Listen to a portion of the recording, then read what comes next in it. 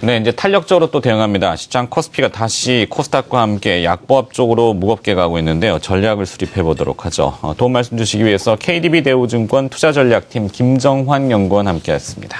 안녕하십니까? 예, 안녕하십니까?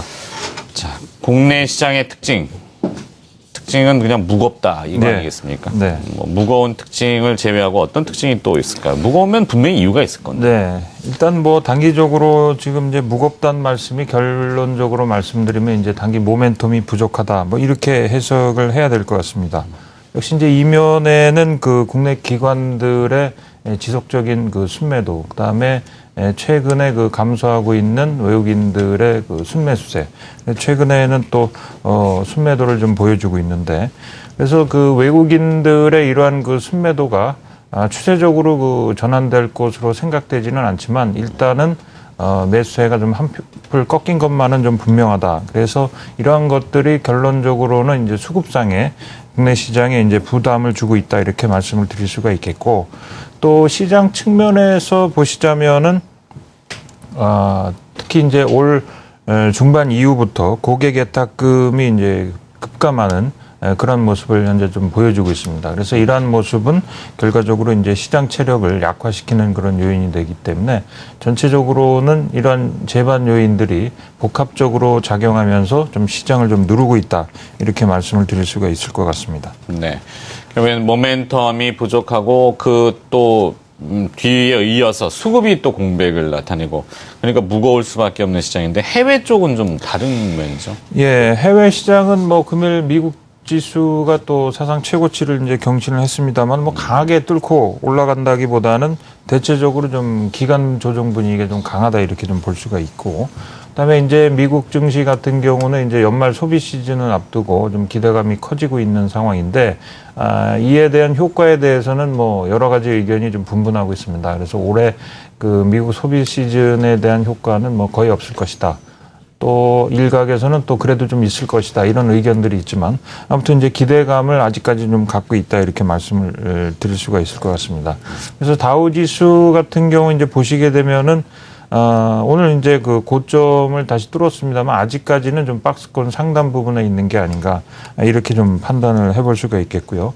그다음에 이제 중국 같은 경우는 이제 그 삼중 전해가 이제 기다리고 있습니다만은 상해 종합지수 같은 경우는 좀 바닥을 다지는 그러한 모습을 좀 보여주고 있기 때문에 이러한 것들이 이제 글로벌 증시가 전반적으로는 기간 조정 국면에 좀 진입을 했다. 그래서 가격 조정보다는 일단 기간 조정을 염두에 두고 그렇게 좀 움직일 가능성이 좀 크다. 그다음에 연말 뭐 소비 시즌의 어떤 효과에 따라서 다시 그 상단을 돌파하면서 단기 랠리를 좀 보여줄 수도 있는 모습이 아닌가 이렇게 좀 판단을 하게 됩니다. 네.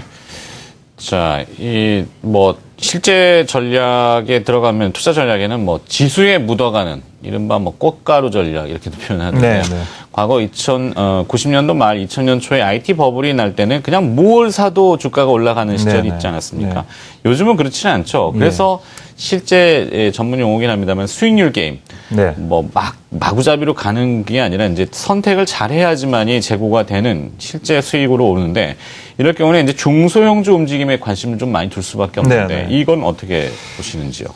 지금 이제 말씀하신 대로 이제 올해가 한 달 반 정도 이렇게 거래일로 보면 이제 남았는데 역시 이제 그 미진한 그 수익률을 이제 그 복구하려면은 좀 수익률 게임 다시 말씀드리면은 이제 중소형주를 중심으로 이런 그 단기 랠리를 좀 기대를 하게 되는데 일단 그 지금 보시게 되면은 그 외국인들 순매수 기간 동안에 기관들은 이제 대형주를 중심으로 해서 지금 보시는 바와 마찬가지로 그 매도를 했습니다. 그리고 이제 다음에 이제 그림을 보시게 되면은 기관은 이제 중소형주 보유 비율을 여전히 연초 대비로 보시게 되면 높은 모습을 이제 보여주고 있습니다. 그래서 기관 투자자들은 그 대형주에 비해서 상대적으로 중소형주에 대한 미련을 아직까지는 좀 가지고 있다 이렇게 좀 볼 수가 있겠고요.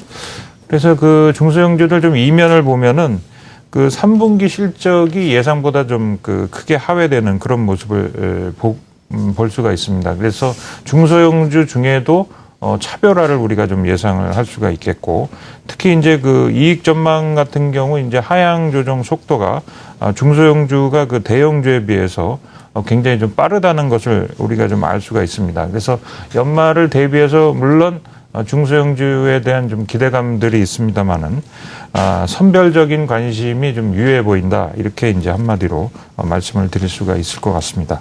네. 자, 단기적으로는 국내 시장 전망을 그럼 어떻게 하고 계시는 거죠? 그래서 이제 거래소 시장 같은 경우는 그 국내 시장이 이제 2060을 좀 강하게 돌파하지 못했기 때문에 여전히 좀 박스권에 좀 갇혀 있다, 이렇게 좀 말씀을 드릴 수가 있겠고, 그래서 당분간은 뭐 급격한 가격 조정보다는 좀 기간 조정이 좀 이어질 수 있는 모습이다, 이렇게 좀 말씀을 드릴 수가 있겠습니다. 이렇게 보는 이유로는 기술적인 그 보조 지표들이 단기적으로는 좀 조정 신호들을 좀 나타내고 있고요. 그래서 지수로 본다면 이제 61선 1975포인트 내외, 그다음에 이제 박스권에 우리가 상단으로 볼 수 있는 2070포인트에서의 어떤 시장 움직임을 우리 좀 기대를 할 수가 있을 것 같고요. 전반적으로는 지수의 방향성이 아직까지 나타나고 있지 않기 때문에 순환매 전략이 좀 유효해 보입니다. 그래서 조선이라든지 철강, 화학 등에 대해서는 단기적으로 좀 관심을 가져봐야 될 것 같고, 또 테마로 본다면은 친환경이라든지 에너지 효율과 관련된 그런 종목들에 대해서 좀 관심을 가져보시는 게 좋을 것 같습니다.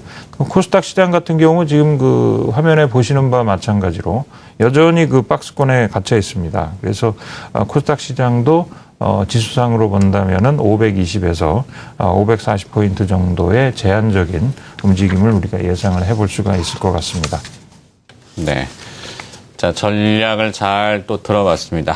마켓 리더의 특급 전략이었고요. KDB 대우증권 투자전략팀 김정환 연구원이 오늘 수고해 주셨습니다. 고맙습니다. 네, 감사합니다.